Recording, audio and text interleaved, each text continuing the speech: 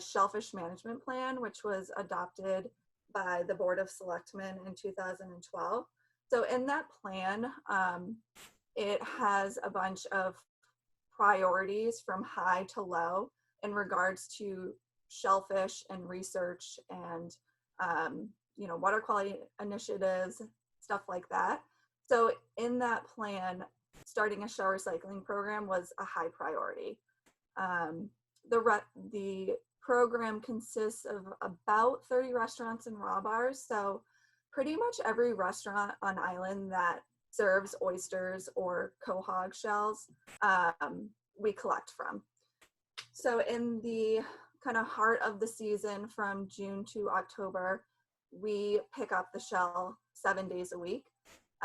We provide the restaurants with blue recycling buckets in varying sizes.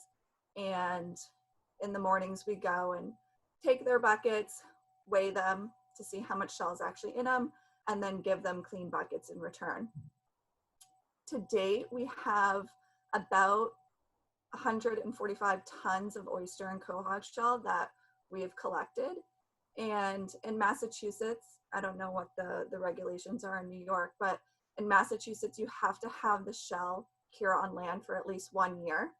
And that ensures that any, pests or disease or predators that might be on the shell are completely free before you put it back into water, so that you're not introducing any diseases coming from, say, the West Coast or something like that. So basically the shell after a year, actually before a year, but after a year is just shell. So a little restoration background. This actually took 3 years in the making. So we had to collect enough shell for the restoration site. And then with permitting, that took about another year. So planning restoration, oyster restoration is not fast, as I'm sure you guys know. The main goal of the restoration project is to restore populations of a native oyster species to establish a healthy coastal ecosystem that provides habitat to an array of species. And then we have some other goals as well, but the main objectives are to have a self-sustaining reef so that we don't have to keep seeding the reef from hatchery grown oysters, that it can just, the oysters there can start spawning naturally and the larvae can attach to the substrate that we put out there. So it makes a little less work for us. And then some other objectives are to have it as an educational platform. So I have been working with the local school here. It's actually a private school with some experiential learning coming out to the reef and helping me do seine surveys or measuring oysters and stuff like that. I really think it's important to get the kids involved. I feel like they learn more when they're actually outside and holding an oyster or seeing fish or something like that. Another objective is to have a long-term monitoring program. So a lot of restoration sites actually monitor it for like a year or two, and then they don't collect any other data after that. So I think it's really important to have long-term monitoring instilled in the objectives so that you can actually see if your restoration site is meeting its goals. And then, of course, to gain public support. And this project encompasses 14 of the objectives within the Shellfish Management Plan. So when I talked to the Board of Selectmen who run the island, they were all for it because they said, this meets 14 objectives that Nantucket has already decided are priority. And so they pretty much signed off on it and thought it was a great idea. As far as collaborators, I worked really closely with the Nature Conservancy, and I'm not sure if you guys have talked to them yet, but they actually do a lot of restoration in New England, and I had no experience with oyster restoration previously before this project. So they were a really good organization to lean on and ask like what their opinion was. I actually had them come out to the island and help me figure out which spot was the best spot to have the project. So that's how we kind of settled on Shimmo Creek, as well as some other characteristics that I'll talk to you about in a little bit. But they helped me with the permitting process. And actually before I built the Reef in Nantucket, I helped them with a project in Haven that they were doing. So that gave me the hands-on experience, and also like the trying to figure out all the logistics and stuff like that, because it was really invaluable to be able to go there, see how they were doing it, and actually do it as well. And then we also collaborate with this wine company called Proud Pour, and they're actually originally based out of New York.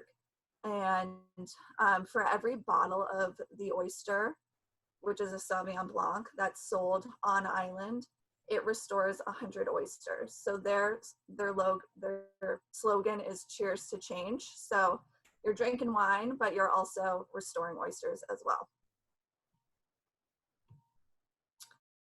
Okay, as far as permitting goes, this may be a little bit different for New York, but in Massachusetts, this is what I had to go through. It's not fun, by the way. So it took me pretty much probably like 200 hours in total. So on the local level, I had to go before the Nantucket Conservation Commission to get a notice of intent. Once they signed off on that, I also, or at the same time, got support from local boards. They wrote letters that I sent along with all of the permitting applications as well. As far as the state, the Massachusetts Department of Environmental Protection, I had to fill out the Chapter 91 Public Waterway and Environmental Notification Form. And within that, you also need engineered plans. So we had an engineer that actually, luckily, pro bono, did our plans for the site, because that can get pretty pricey. And then Mass DEP, I had to apply for the 401 water quality certificate. Coastal zone management, just a federal consistency review to make sure that I applied for all of the permits and that all of the agencies were kind of on board with it. I had to contact the Natural Heritage Endangered Species Program to see if there was priority habitat for any endangered species within the site area. And then the Division of Marine Fisheries had to approve the project as well, because we were going to grow oysters and bring it to the site. As far as the federal level, the Army Corps of Engineers, I had to fill out a self-verification form because culch is considered fill. So luckily we got all of the permits, I think within a year. Sometimes it takes longer, sometimes it's faster, but we were able to start the project on time, which was nice, because I've heard of some projects that get delayed because they don't have the permits in hand at the time. Okay, so why did we choose Shimmo Creek? The picture on the right is an aerial of the opening of Nantucket Harbor. So down to the left is what we consider the downtown. And then this red arrow is showing where Shimmo Creek is. So it's a little sub-embayment of Nantucket Harbor. The picture on the top left is an aerial of Shimmo, and the little pins show the corners of the restoration site. So many factors determine site selection. So for one, sediment type, ideally you want a hard bottom. Unfortunately, in Shimmo, that isn't the case. Kind of as you're going into the sub-embayment in this area, it's nice and sandy and hard, but as you're going towards the marsh, it gets really mucky and soft. And I'll talk about that in a little bit, that that is not ideal. In addition, in Massachusetts, we have to follow the Division of Marine Fisheries regulations. So they say that oyster restoration or aquaculture cannot be in an area where there's other shellfish. So we had to do dive surveys before and see if there was any shellfish growing in Shimmo. And there wasn't. I think we found maybe one quahog. And then in addition, there cannot be any eelgrass growing in the area as well. And in Shimmo, there was no eelgrass. It's pretty much, you put a mask on and you look underneath, it's pretty much a dead zone. It's just, there's nothing there. Water depth is important as well. So in Shimmo, around like high tide, it's like 1.5 meters. So that makes shell deployment pretty easy. It's not, you know, going really far down the water column, and you can pretty much see it. And then accessibility. So it's easy to get into this area with our boat. We can also park at a house and then walk along the beach to get into Shimmo. And we didn't want it in an area that was too accessible, where there would be a lot of boat traffic and a lot of people, because the Oyster Reef is subtidal, and we didn't want a lot of activity there. As far as predator and pest presence, there wasn't any evidence of oyster drills, which are a little snail that can really decimate oysters, in the area. Some of the predators and pests there is boring sponge. Now there are oyster drills, which is unfortunate. And then there are blue crabs, which can eat the oysters as well. For disease prevalence in Nantucket, knock on wood, we have had no cases of any oyster diseases, which is great. So we didn't have to worry about that. And then storm events. There is a nice little barrier beach if you're looking at the upper picture, and you can see my cursor. This area is the barrier beach. So in the winter, we get a lot of nor'easters and this is facing north, east, south, west. So that beach helps protect against storms, because you don't want sediment covering the oysters and smothering them. And then it is in a suitable area for growing oysters. So in Massachusetts, there's a GIS program on the government website that you can look at, and it shows which areas are actually suitable for growing oysters, clams, bay scallops, etc. So Shimmo was a suitable area according to that to grow oysters. And there was oyster history in Shimmo. So there's a couple shell midden piles from the Native Americans in the area. So they used to harvest oysters in and around Shimmo. So as you can tell, you have to check a lot of boxes when you decide which area you are going to choose for oyster restoration. And those areas are really important, because if you choose the wrong area, your oysters might die or might get covered by storm events or something like that. And all the effort that you're putting into it is then down the drain. So the project scope, the design was pretty much copied from what the Nature Conservancy does for their sites. Again, I relied on them a lot for the design and the permitting process and their suggestions. So this is a 1 acre site, and it includes 100 cubic yards of mulch, and all of that mulch is from the shore recycling program. Originally, it was going to be 10 shell rows and then 9 bare bottom rows, but you can see in this map that it's actually 8 shell rows, which are the gray lines, and then 7 rows of bare bottom. Their reason for this is to have the shells cover covering about 50 to 75% of the project's bottom. And then that other 50 or 25% is available for benthic and fauna. So if eelgrass is coming into the area, there's spots for it to grow, as well as all of the little critters in the sediment as well, or other shellfish. You know, quahogs need sediment to bury in.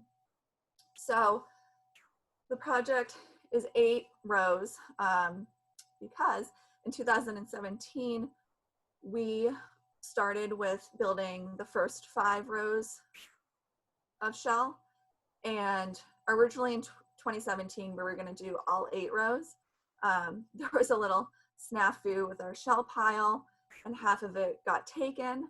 So we only had enough shell to do the first 5 rows. So we did the first 5 rows closest to the beach area. And that was kind of a blessing in disguise, because after that year, when I went to survey it, I noticed that a lot of the shell had sunk into the mud.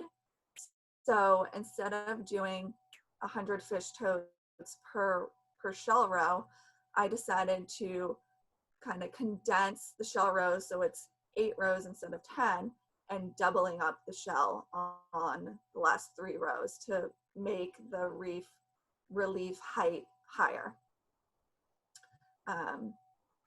So the aim was to get the height to be about 10 to 15 centimeters, so about 4 inches. And then for the culch, like I mentioned, for it to cover 50 to 75% of the bottom. So continuing on with the project scope, oysters at our Brant Point shellfish hatchery. So the bottom right picture, that lighthouse is Brant Point, and then the building to the right of it with the red roof, that's our hatchery. So we collect broodstock, we spawn the oysters, and then we rear the larvae in tanks inside the hatchery. And when they are ready to go through metamorphosis, we attach them to bay scallop shell. So basically, to attach them to bay scallop shell, we have these shell bags that we make, which are in the tank in the upper right-hand corner. And you heat the water up to between 80 and 85 degrees. You pour the larvae in when they become eyed larvae. And within 3 days, they will attach to the shell. And if they don't attach, then they're not going to attach to it. So we have them in these tanks for a couple weeks and feed them the algae that we grow at the hatchery.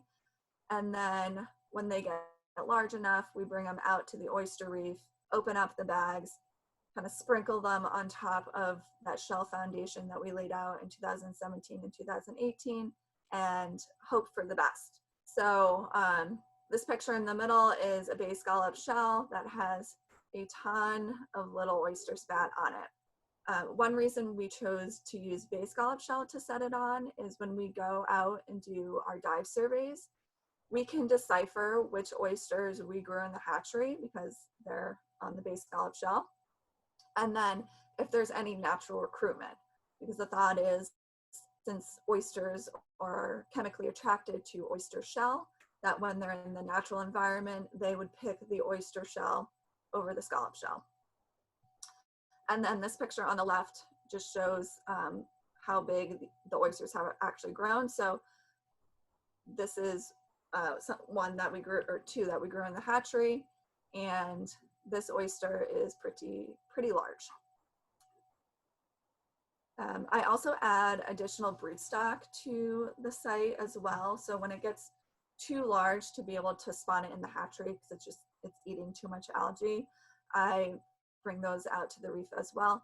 And it helps promote natural spawning events and also natural recruitment within the site. Okay, so hopefully this works. This is a short video about how we built the reef. Let's see. Okay, it is.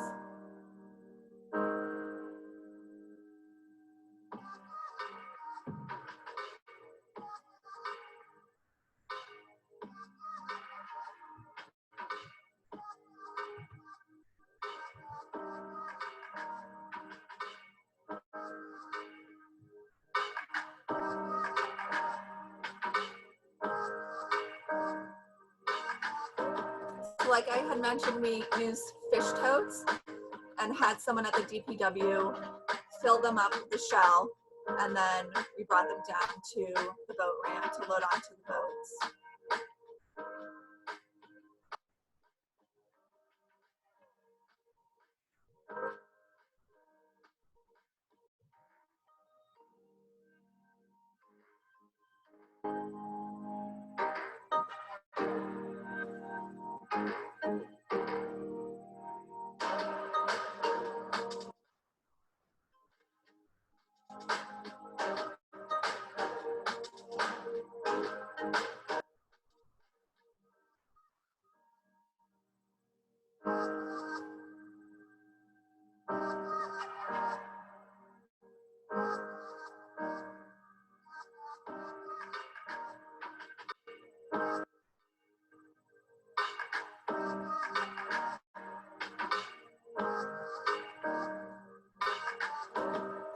So that first year I had about 30 volunteers in total help build the reef.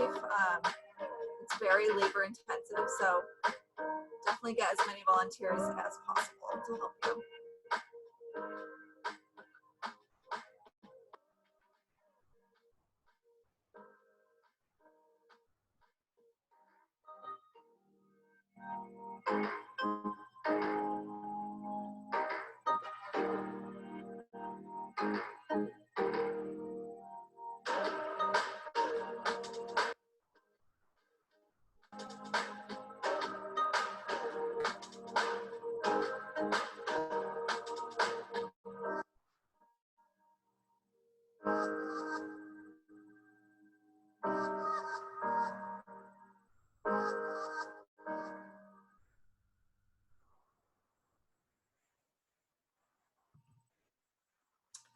Okay, to move on to data collection and monitoring.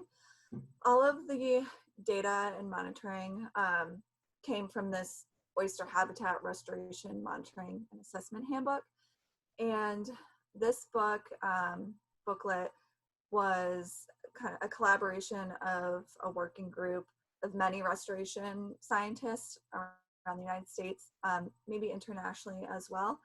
And they noticed that most oyster restoration projects have not been monitored to allow for a comparison between projects and within the project as well. So they developed universal metrics, which include reef aerial dimension, reef height, oyster density, and oyster size frequency distribution. For pre-restoration suitability assessments, I did an oyster growth study. So I had cages of oysters at the site just to make sure that they would indeed grow there. I also did a predator study. So I built a mini reef and seeded oysters there, and also put out some video cameras to see what was coming to the oyster mini reef. And then the town takes water quality samples annually in different areas in Nantucket and Nantucket Harbor. So I added Shimmo Creek as one of the sampling sites. So for water quality, the salinity is tested, dissolved oxygen, temperature, phosphate, ammonium, nitrate, nitrite, total dissolved nitrate, total nitrogen, particulate organic nitrogen, particulate organic carbon, chlorophyll A, and phaeophytin. And that is collected every month from June to September. I also put out spat collectors. So they're like a foot by foot by foot, and they have 4 ceramic tiles in them. And I put those out in June and then pick them up in October and see if any spat has attached to the tiles. And that's a way that you can monitor the natural recruitment in the area. And then also species richness and abundance. So did some seine surveys, one in the fall, one in the spring, and one in the summer. And then also put out fish traps for 24 hours in July, August, and September to see what species are in Shimmo. For ongoing methods, so all of the pre-restoration methods have continued post-restoration. And then in addition, we are keeping track of the project footprint, the aerial dimension. The project footprint is how much shell is within the site. And then the aerial dimension is kind of like the whole site as a whole, if that makes sense. And then I had a consultant do a benthic survey. So they did the bathymetry and then also took sediment samples to let me know what type of sediment is in the air, is in Shimmo, and then also any benthic creatures that they found as well. And I was very surprised that how many they actually found. And then stat recruitment, water quality, species richness and abundance, and light penetration. So we put out these hobo loggers, which is the picture on the left, and they take light every 15 minutes and also log the water temperature as well. So we also do an annual dive survey every September, and that allows us to see what percent cover of substrate there is. So the substrate that we put out, what is actually available for natural recruitment. We also do live oyster densities. So we use quadrats and lay it down every 5 meters along the shell row and count how many live oysters are within that quadrat. We also do submerged aquatic vegetation density. So same thing in the bare bottom rows. We every 5 meters put the quadrat down and see if there's any eelgrass growing there or if there's any macroalgae that is growing as well.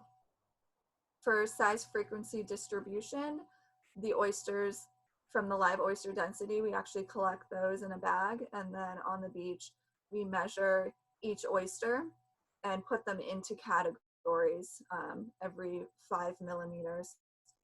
So into different groups, and that can help you figure out the different age classes that you have on your restoration site.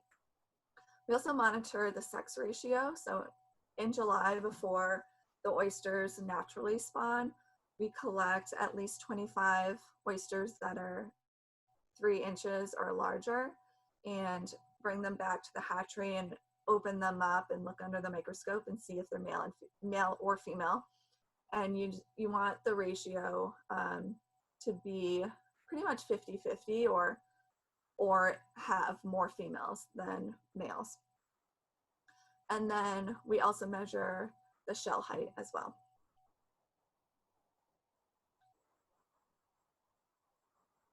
Okay, now I'm going to talk about a couple results that we have seen from the restoration site since installation.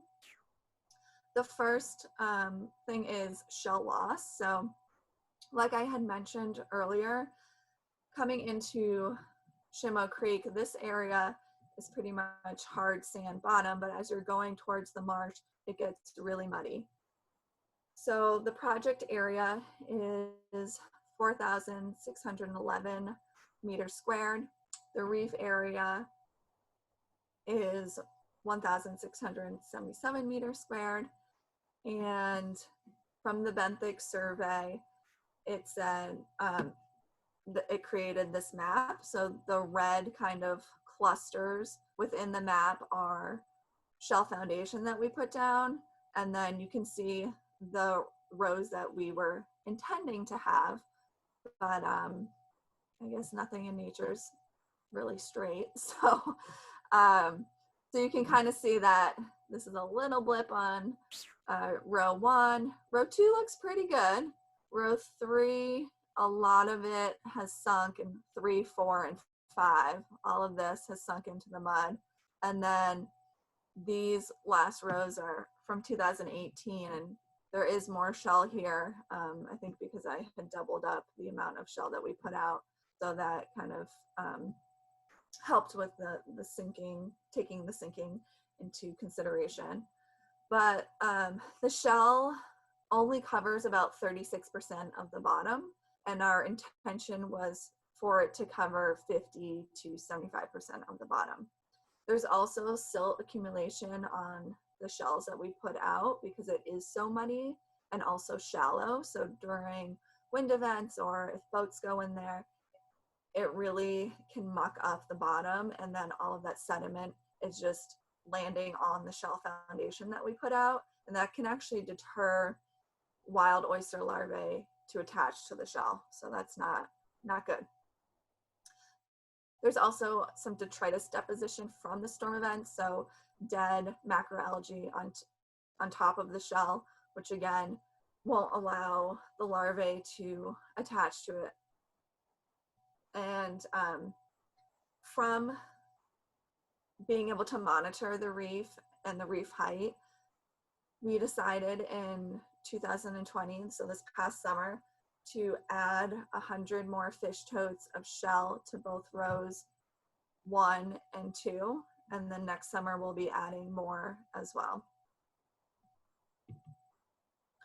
As far as oyster density goes, it is slowly increasing. So before restoration, there were no oysters found at the restoration site. In 2017, there were about half an oyster per meter squared. That increased to about 1.5 oysters per meter squared in 2018. 2019, it increased a little bit more. And I have to go through the data from the dive survey this year to see if the density has increased even more. But from scientific literature, a self-sustaining reef is 50 oysters per meter squared. So we still have a long way to come. For spat recruitment, I had mentioned the oyster collectors. So the picture in the middle is what the oyster collector looks like. And so it has 4 ceramic tiles in it. And then the picture on the right is just 1 tile. And you can see all of the oysters attached to it. There's also barnacles attached to it as well, but these are all oysters. So in 2016, only 1 spat. Oh, and I forgot to mention, I put 3 of these collectors out around Shimmo. So out of 12 tiles, only 1 spat had attached to it in 2016. In 2017, that increased to a total of 4 spat. So basically, 1-ish per collector.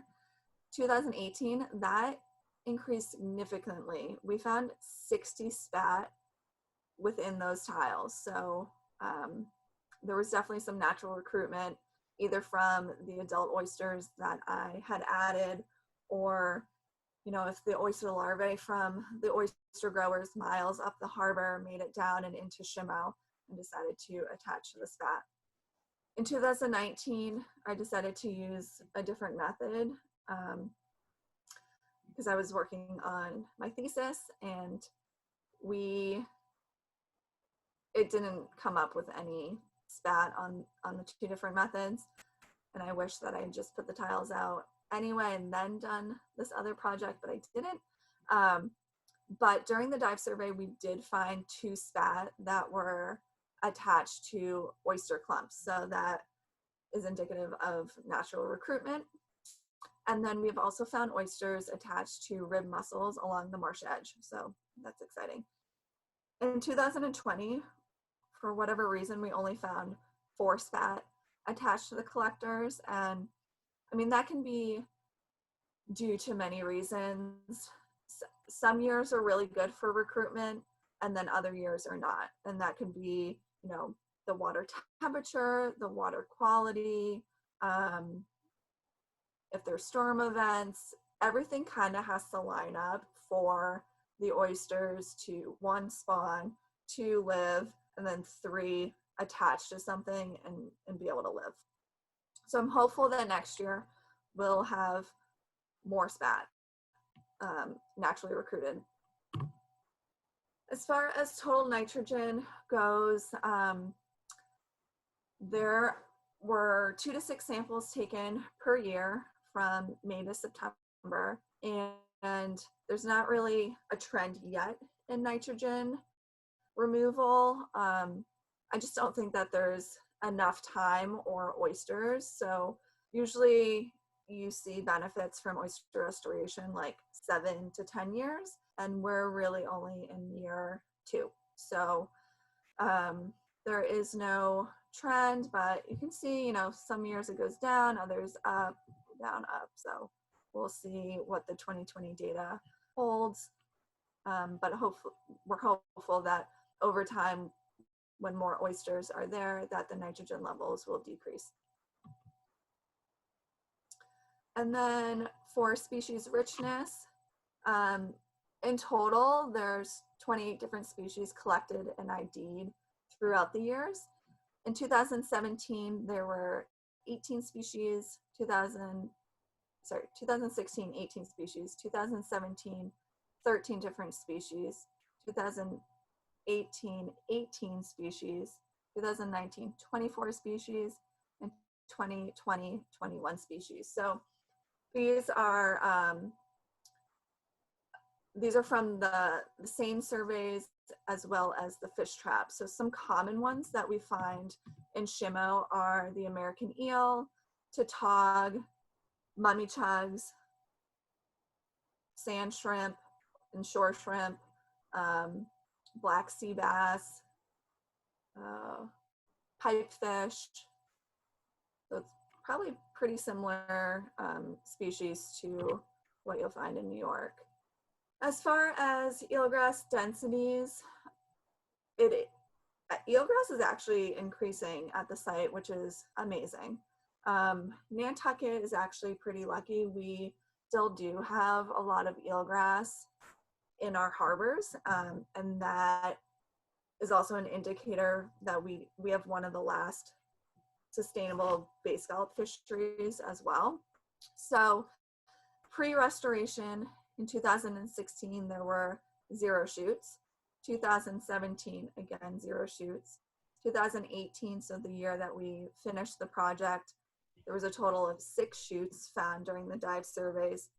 And in 2019, there were 97 shoots found within the survey. So I'm really happy that eelgrass is actually growing there. And hopefully that's because there's some oysters there and they're clearing the water, allowing the light to penetrate. The eelgrass is photosynthetic, so allowing the light to penetrate, helping with the water quality, although with the results we haven't seen that trend yet, but it's exciting. So recommendations that I have for my project, in the future, I want to add more substrate, so add more mulch to the areas where it's sunk, or try different substrate methods. So using maybe some eco-friendly concrete structures like reef balls or reef castles in the area where it's muddy, because even if those structures sink a little bit, their relief height is still very high. So it would promote oysters to attach there and live and not get buried within the mud. I recommend that we stock at least 170,000 spat on shell each year. Obviously, the more the better, because you have to take mortality into consideration. And then continue data collection to help achieve the project goals. And the lessons learned from this project will definitely be used when considering and planning other projects in Nantucket. Okay, my last slide is just some recommendations for oyster restoration projects in general. So I would recommend conducting a sediment budget prior to restoration if you're working with a soft bottom. Like I wish that we had done this before to see how the sediment moves within Shimmo and to take into consideration the silt that is on top of the shell, the sinking of the shell, and all of that. If I had known that, I probably would have chosen a different site. Also, gain hands-on experience with another group's project. Like I had mentioned, when I helped build the reef in Fairhaven, Massachusetts, that helped me tremendously with figuring out what we needed for Shimmo, figuring out all the logistics for actually building the reef, you know, how many people we needed, how we were actually going to get the shell to the reef, etc.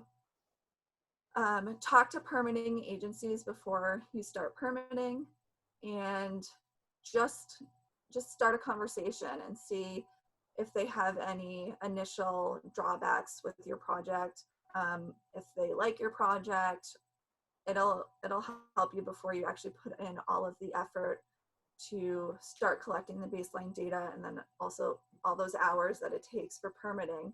You don't want to do that and then, you know, one agency comes back and says, no, we don't like your project, and then you can't do it. I think it's also beneficial to include letters of support from the town that you're working in, and if there's any local nonprofit groups that are, you know, some way related to environmental groups or something like that, just to show that it's not just your group that is interested in oyster restoration, but the town as a whole is. And then whatever amount of shell you think you need for the project, I would say double it, because you want to take sinking into consideration, also the movement of shell if there's storm events or something like that. And honestly, your reef can't be too high. I think the higher the better. I mean, I know, like, historically in New York Harbor, the reefs were so high that there were navigational hazards. So don't make it a navigational hazard, but don't make the reef too short. As far as deployment, deployment may not go as what you have planned on paper, and that is shown in Shimmo as, for example, like the 8 nice straight shell rows. It didn't work out that way, and that's okay. The shell is still out there, the oysters are growing, but it's probably not going to look exactly like what your engineered plans look like. And don't expect immediate results. I had mentioned before, it takes about 10 years until the reef is considered established. So it's not, you know, you're not going to put the reef out there and then immediately see water quality improve. And monitor, and make sure that you have funding secured for monitoring. So if you are using a consulting company or something like that, if you're not using volunteers, just make sure that you have funding in order to continue the monitoring process, because a lot of projects stop monitoring because they don't have the funding for it. And I think it's important to develop oyster sanctuaries or no harvesting areas. Here in Massachusetts, it's a little backwards, where there aren't really any oyster sanctuaries in the state. The Division of Marine Fisheries, they unfortunately say that you have to open your restoration site for harvesting, which I think is sort of a catch-22, because you're putting in all this effort to restore a species that is severely declined, and then you're allowing people to take that species when it's able to be the spawning age out of the water. In addition to collecting all of the data, you're, you know, taking oysters out of the site is going to skew the data as well. But hopefully in New York, you can develop some sanctuary areas, or one of your sites could be a sanctuary area, and then the other 2 could be take zones or something like that. Or ideally, you keep them all as oyster sanctuaries. So with that, I'm happy to take questions. And hopefully that helps you all with your project on City Island. Shed a little light.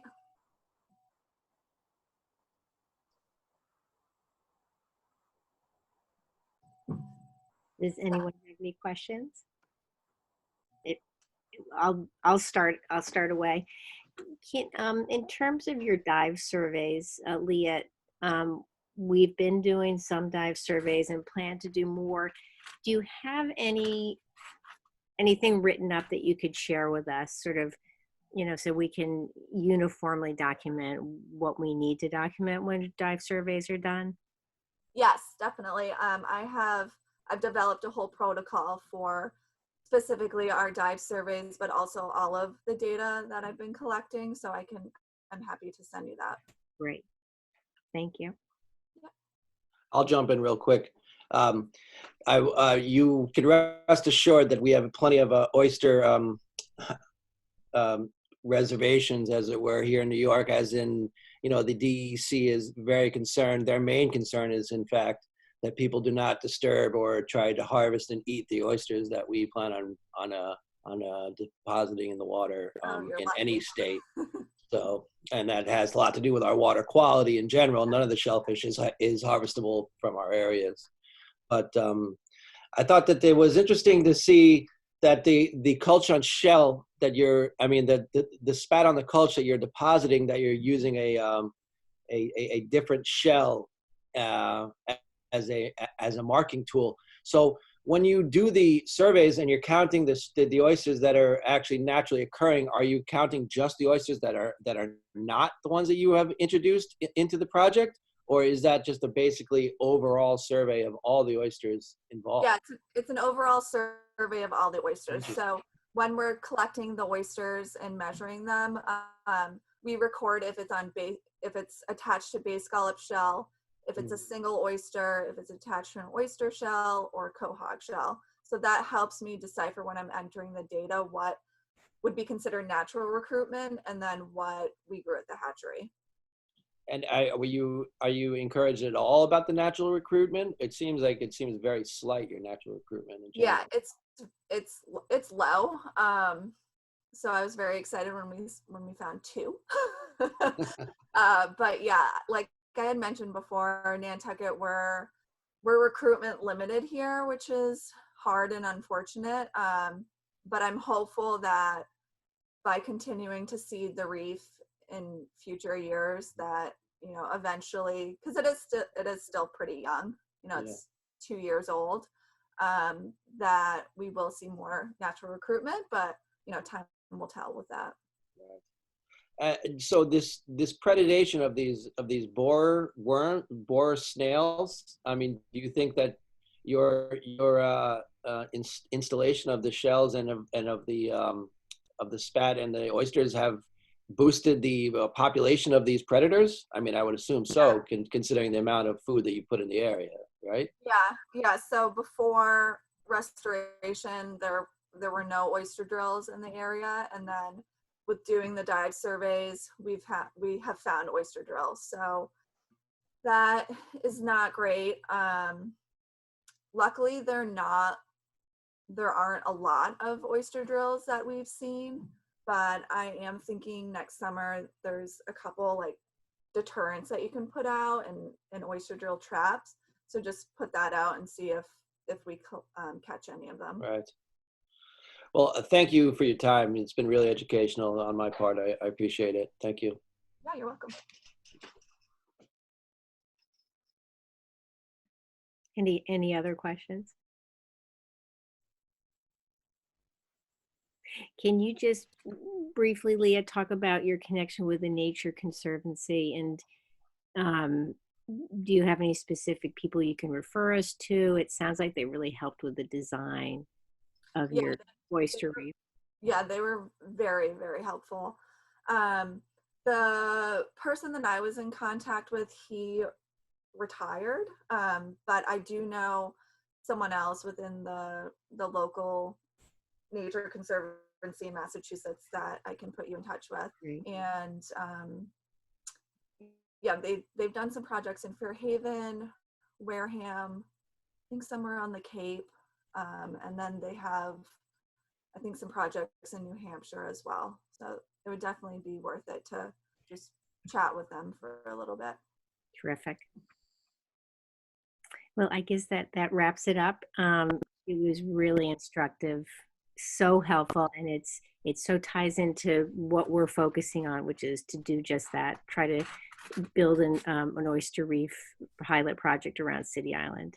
And we got a great turnout tonight. A lot of people who are involved in the City Island Oyster Reef group and from Save the Sound and SUNY Maritime. So it was a really good turnout. Thank you so much, Leah, for taking your time out to explain all of your work at Shimmo Creek to us this evening. You're so welcome. Thank you for coming tonight. And I look forward to talking to you guys and seeing how your project progresses. Thanks again. All right. Good night. Good night. Good night, everyone. Thank you. Night. Thank you so much. Right. Good night. Oh, dear time.